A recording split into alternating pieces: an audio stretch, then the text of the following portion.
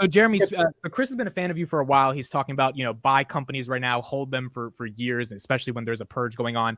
I want to get into one of the biggest companies in the world, one of the most exciting companies in the world, Tesla.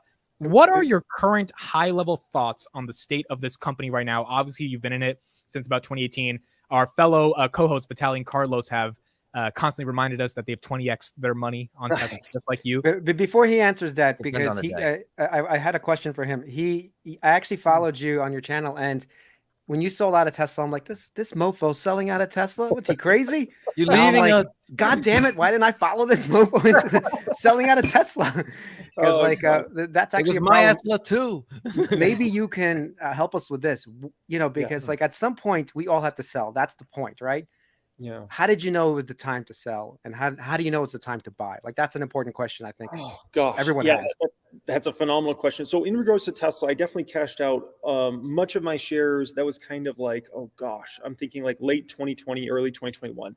So that was a $1 trillion market cap. Yeah, it was just a valuation play at that time. And it seemed like, Tesla's valuation just got pushed too far. And it was kind of like, Tesla's going to have to make up for this for years. It's no different than, if Palantir was trading at $40 today, I might have a very different opinion than if Palantir is trading at $9 or $10, right? And so it's like, what are you willing to pay for something? And, the more you understand about Elon Musk's grand vision and kind of everything he's been trying to do, like at some point in time, you knew, or at least I suspected, that margins were going to have to be compressed, because if rates are going to go up, it's going to get to be a much tougher environment for home sales, car sales, furniture sales, anything that people buy on debt, right? And you take out a loan, and that would fit Tesla. And so, Elon's just one of those guys that he has that almost like a Jeff Bezos approach in a certain way of like, if I got to squeeze my competitors and sacrifice margin, I'm going to do that. And obviously that's a decision he's made. And ultimately it's hurting Tesla's margins and profitability in the short term. It should be for long-term gain, and we can get into all that. But that was kind of my thought process around that. And so I'm in a very different place now, because now I actually believe Tesla's a great opportunity in the market. So what a shift in a matter of 2 years. And that's the beauty with the stock market. It's like, a year or two can go by. You can go from this stock's crap, this is overvalued. I remember, to give you, I don't want to get too far off subject, but I did a video in the summer of 2018 talking about why Netflix and Amazon were massively overvalued. And like, I thought those stocks were going to do bad. Okay. And today, Amazon and Netflix are around the same price as when I did that video in the summer of 2018 now at this point in time. And the companies have done great. I mean, you look at their revenues over time and things like that. It's just the valuations got pushed too much. Now, Amazon's the number one mega cap stock I'm buying right now. And so that's the beauty with the market. It's like one time, things are overvalued, and another time you're not. And sometimes you're going to get it wrong. And I certainly got it wrong in the past on paying too much for stocks. You're not always going to be perfect in this game. You got to be willing to accept sometimes you're going to overpay, or you're not going to cash when maybe you had an opportunity to. So, it is what you had a lot of hate actually for your Tesla call, by the way. I remember seeing all these the hateful comments. I'm getting some of them now, so I understand you a little bit better. Yeah. So what hate are you getting? Hate for what? Just hateful comments, man. Hateful comments. I was like, you didn't sell out everything. Okay, go ahead. No, not selling out. But when he sold Tesla, there's a lot of Tesla bulls that come out immediately and start. So the question to you though is, when you sold, you obviously sold for a reason, but is it the best thing to do for most people? Because I don't know, are you actually up or down in that position? Because now you're coming back into Tesla. Overall, has the trade been beneficial, or is it better just to honestly just stick around and just dollar cost average because if you think it's going up higher? So that's where things get complicated, because a lot of that money I put into small cap stocks, which also went down a ton. Yeah. So I should have just probably put it into cash at that particular time. So, and some of those small caps have started to come back recently, but a lot of them are still down significantly. So I can't say like, oh, I made out great on that. That was such a smart move, because at the end of the day, like I went down on a lot of other stocks as well. Right. And so, I mean, for the most part, it makes sense to just hold through. Okay. And if you really are a believer in the company for the long term, it makes sense to just hold through. That end of 2020 into beginning of 2021 market was a different sort of beast. That was the closest thing we've had to our day of a tech bubble, I guess you can say. This was this generation's tech bubble we went through, in my opinion. Right. And so everybody that didn't go through the first one, like we went through this one. And, I mean, there was a moment it was kind of toward the end of 2020. I was actually considering selling my whole portfolio, which I that would have been a pretty dramatic thing, but I considered it. I didn't do it. I probably should have done it, to be quite frank, but actually considered it. So that was a different market. And I don't think we should always think about the market in regards to these kind of freakish once every 20 year. We're going to have another crazy bubble market someday where everything's going to the moon. It's probably going to be a decade, 2 decades, 3 decades from now, but it will happen again. So most times, hold through. You love a company for the long term, hold it. It's going to fluctuate. It's going to be a roller coaster ride. If it dips big, buy some more shares and throw it in the filing cabinet.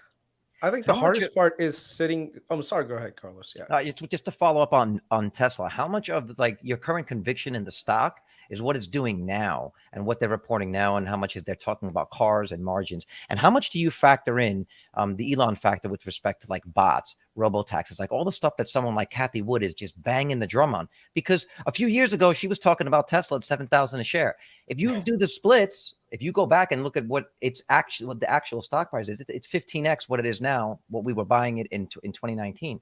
She wasn't wrong. So my question is that, like, are we in another situation like that where it sounds absolutely crazy that there will be, robots and robo-taxis in a few years, or how do you see that playing out? Yeah. On top of that, Jeremy, I want to throw in the margins and them cutting and what you think about them having to reduce their margins. So robo-taxis, margins, can you speak to kind of all of that with Tesla? Yeah. So first touching on the whole views of I call these like call options on it. Robo-taxi opportunity, robots, AI, everything Tesla's working on there. I just view those as like call options.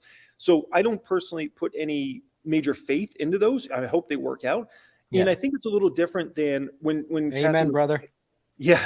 I think it's a little different than when Kathy was making calls 5 or 6 years ago. So she was really talking about products that were already in the market, Model 3 and what they could ramp to, and vehicles and things like that, where a lot of these other things are kind of like, we're not there yet. We're not even to the robo-taxi in terms of like actually seeing these on the road in a major way. FSD 12 needs to come out. Yeah. So we could eventually get there, but we're not there yet. So that's kind of my views on a longer term. And I'm really looking at it from the company profitability. I'm really thinking where my mindset's really excited about is services, to be quite frank. The premium connectivity, Tesla auto insurance over time, the supercharger network. Just having more vehicles is going to mean a lot more things break on cars and go wrong. And there's going to be opportunities there. Software upgrades to self-driving, or paying $199 a month for FSD and all these things. So my mindset's really going to like that Apple opportunity of like the services business. Plus, obviously, the exponential Tesla getting to 5 million cars, 10 million cars a year, which I believe they're still going to do over this decade. Now, in terms of margins short term, obviously Elon's keeping the pedal to the metal when it comes to that. He wants to take massive market share now. It's clear to me. And he's no longer interested in, we have this certain market share of EVs. He wants massive market share of total vehicles sold. And I think he's on the right track there. And just in real life, like I'm starting to see Teslas in areas that I wasn't seeing Teslas previously around Vegas, where it used to be like you're only in the wealthiest areas. That's the only place you saw Teslas. And now I'm starting to see them very diverse. And so I think that's something that's going to keep playing out, and more middle-class folks are going to consider a Tesla when they go to buy a vehicle, not just because they want to go on the EV wave, but because that's my best option is a Model Y or a Model 3 if that's their situation. So are you seeing Cybertruck's a whole next? That's another. Are you seeing any Real growth? quick before Carlos, you asked it. Let me just do a quick super chat. $50. Thank you for tea. Great pod, guys. You guys are helping guide me through Palantir. Jeremy helped guide me through my early Tesla years production hell and help me stay confident in my convictions. And Tesla eventually turns into my first $100,000 position. Nice. Jeremy, when you hear Jeremy, first I want to say you've just earned $10 from us. We're going to send it to you. Just give us your Venmo. Okay, you've earned $10. You came on the pod. Yes. You can buy a share Palantir. We closed at $10 today. I'm paying the mortgage this month, gentlemen. Right? Here's the question: would you take the cash, or would you take the share of Palantir? Would you take an IOU? What would you do? What do you do? A share of Palantir for sure. Okay, that's Jeremy. When you hear people say stuff like this, like, I mean, even today, some guy commented on my video, like, I'm up 3,000 because I like, and I'm like, obviously, I'm not the reason, but you do play somewhat of a role in terms of the media you create. How do you feel when people say like your videos help me make some fucking money? I feel nothing, to be quite frank.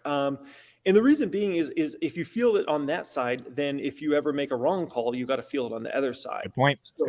So for me, I really feel nothing. If somebody says, at the end of the day, I mean, it's good if I'm providing that content and it's giving people context or information they might not have or perspectives, and it's giving them the comments I always hate is I just bought this stock because you bought this stock. That drives me crazy. I'm like, do your own dang Our research. boy Chris has been struggling with this. Dude, Chris needs to hear what you're saying right now. Chris really needs to hear. Yes, Chris needs this advice because he's struggling with people this. following his picks and he feels responsible for it. So what happened was I had a few picks that went really well. And so some people really followed me into it. And, you know, sometimes it works out really well. And I'm happy for these people. But then also there were other people, like a few days that something went down and they were like, what do you mean you sold out of that position? You said that it was going to be great. And I was just like, look, guys, there are times where you have to be a little bit opportunistic, you know? And so I personally felt bad. I'm like, do I really want to continue just telling people like what I think of certain companies? Because I don't want to be personally responsible for someone losing, you know, their money or their life savings. And I think that's something that over time it's going to become a numb thing. But how did you process that? Like, how did you get over that? I'm sure that you felt, because you're a good person. So yeah, I just got over it over time. I think just experience one. You know, of kind of doing that and making sure you're preaching the right things over time, you know, about looking into income statements and balance sheets and making judgments about companies and not just following to, you know, blindly follow. But unfortunately, and also I just came to the realization, like they're always going to have a certain segment of the population that does that. You know, I'm sure Jim Cramer says, buy this stock. You know, people go out there and just buy the stock and you know, or sell the stock. And I'm sure people just go out there and sell the stock. And I wish the good news is most people, I think, are a little smarter than that and a little more intelligent and do their own research. I think one of the best, you know, to get back to what happened last year, right? And really that whole come down from the 2021 hype cycle at the beginning of the year, right? One of the best things was we either got rid of those sorts of folks or the people that were kind of newbies in the market, they realize, oh crap, I actually have to put in work. Like you can't just buy stocks because it's going up or something like that. I actually have to understand an income statement and a balance sheet and what a P ratio is and what a forward P ratio is and how to judge companies and their competitors versus each other and these sorts of things. And I'm going to listen to a conference call. So that's the good news, but you're always going to have a certain segment that just, they're those sorts of people. And you know, you just have to hope those folks learn their lesson over time and ultimately learn how to do their own research and things like that, right? So it's just part of the process. It's what, as I say, it's the cost of doing business. It's the cost of doing. I think you're right, Jeremy, but still, Chris is a flip flopper.